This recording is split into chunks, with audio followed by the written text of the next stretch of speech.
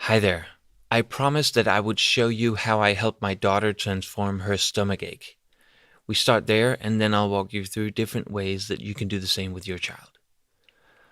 A month into the school year, my 7-year-old daughter was starting to have stomach aches and asking to stay at home. It was real physical pain, and since she has had serious stomach problems due to intolerances since she was a baby, it was hard for us to discern what was what. This was, however, a pattern that we had seen before, and we strongly suspected that it was in some way related to changes in school, new teachers and settings, and a general personality type that spends a lot of energy in school and around people, and really likes the quiet and calm of being home alone with me. She also loves school and being around other children, so I offered to help her out. The first drawing is of the emotion that made her want to stay at home from school. It's drawn in the torso with 6 suction cups to hold it in place and a thing connecting it to her mouth to make her say whiny things. These are her words.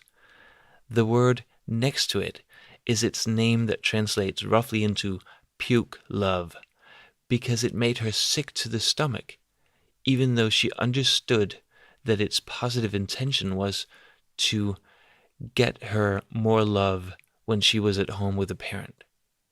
The lines and letters below means snake-like, sharp, and hot, and the R and R inside the torso means red and horrible. All the time she was drawing, I was asking questions to understand what the different things were. This second drawing is where she transformed the emotion into a rainbow inside of her.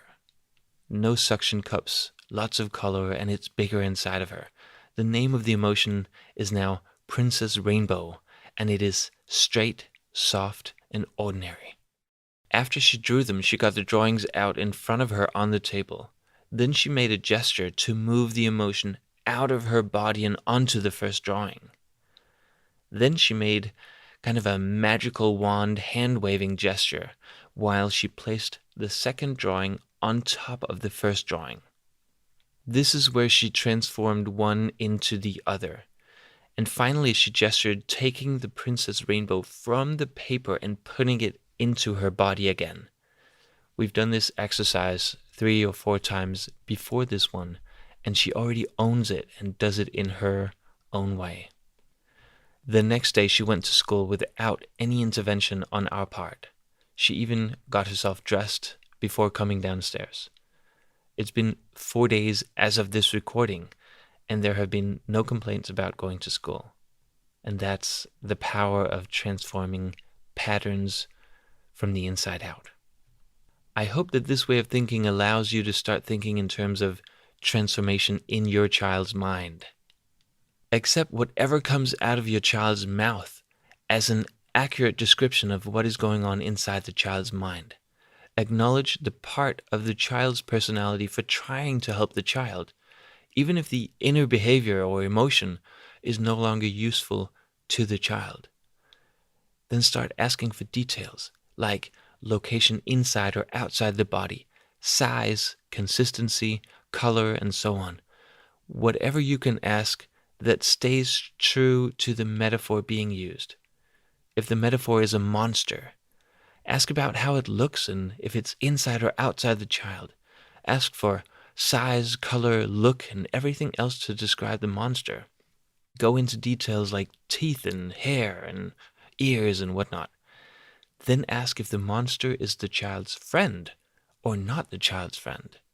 As if the monster was some other child that your child had met at summer camp and you wanted to know everything about that other child. If the metaphor is an explosion, ask about what is inside the child that explodes. Dynamite or bomb or something else. Always add that something else if you suggest something. Then ask about how the bomb looks. What triggers the bomb and the amount of explosives in there, the size of the explosion, and everything else that you can imagine. If the metaphor is an emotion and the child is pointing to the solar plexus, for example, ask about the size of the emotion, the name of it, how hard or soft it is, what color it is, and so on. Whatever. as much or little as you can come up with in this situation. After you have gotten a good perspective on what is really going on inside your child, turn your focus onto the transformation part of the conversation. Ask what your child would like to change about the monster, or even what the child would like the monster to be transformed into, if anything was possible. Whatever comes out, a friend, a pink monster, a monster with a funny look, the child itself, or any other kind of emotion or thought pattern, ask what that would change for your child if the monster transformed in that way. Get very specific again. If you asked about color before, ask about what color it is now when it has taken its new shape. Ask about what size and all the other things again. And most importantly, have fun with this and be curious.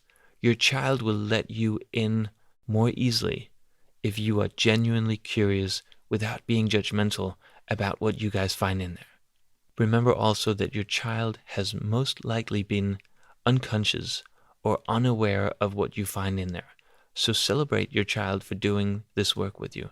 Celebrate and acknowledge every step of the way. Celebrate and acknowledge even when it's difficult for your child or you both have to give up.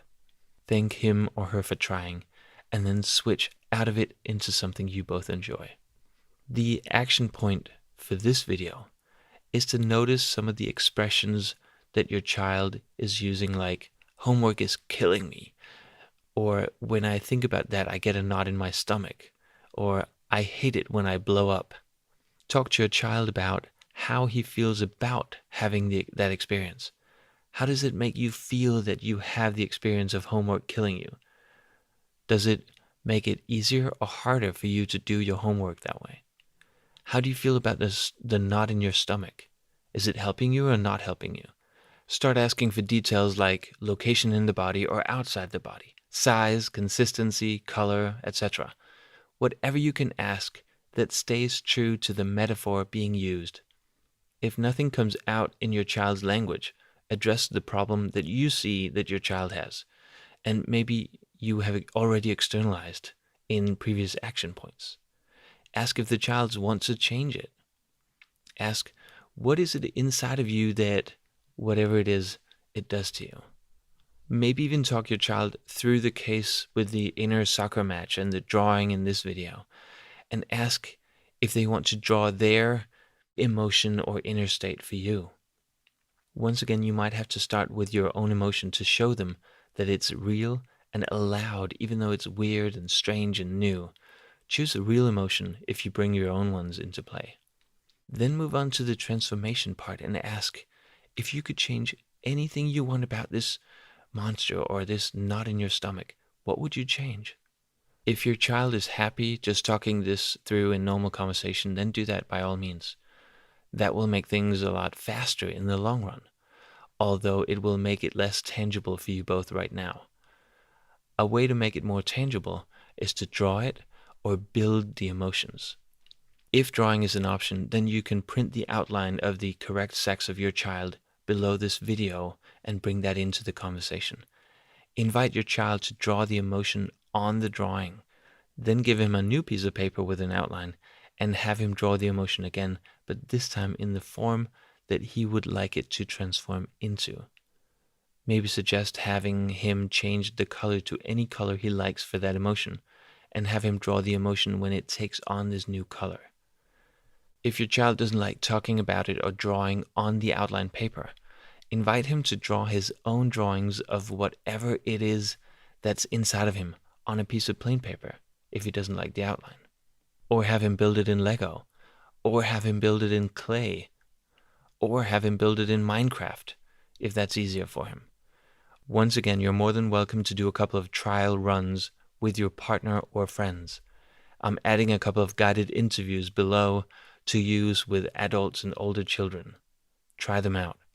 The basis is anger in these interviews, but you can put any other emotion in there, like frustration, irritation, self-doubt, and so on.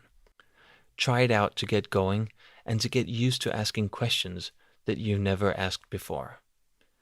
I hope that you try it out and have fun with it. I'll see you in the next video.